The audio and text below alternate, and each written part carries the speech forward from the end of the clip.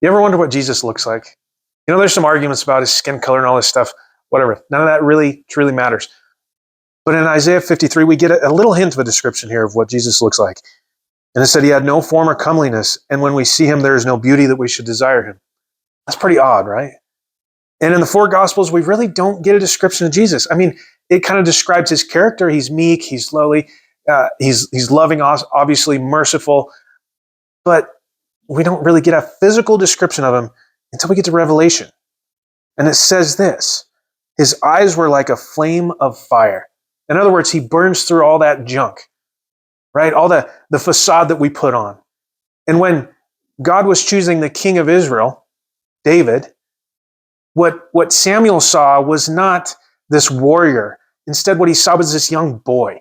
But what God saw was his heart. And that's what he told Samuel. So Jesus is going to burn through all that junk. He's going to see us for who we truly are. And it says, on his head were many crowns, because he's the King of Kings. And these are permanent crowns, diadems. He had a name written that no one knew except himself. He was clothed with a robe dipped in blood, and his name is called the Word of God.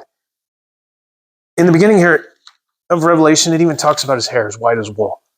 Right? So this guy, Jesus, in the New Testament, in Revelation, when he comes back, and that hair white like wool, it's indicative of wisdom.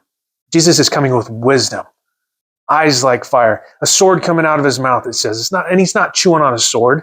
He's in authority. His words defeat his enemies. He doesn't even have to lift a hand. And he's coming back on a white horse. A white horse indicates a conquering king. So listen, if you're looking at Jesus as this soft guy, yes, he's love. Yes, he is merciful. Yes, there is grace available to us. We see all these things on the cross. But he's also justice, and he is a warrior, and he's coming back to retake what's rightfully his. God bless.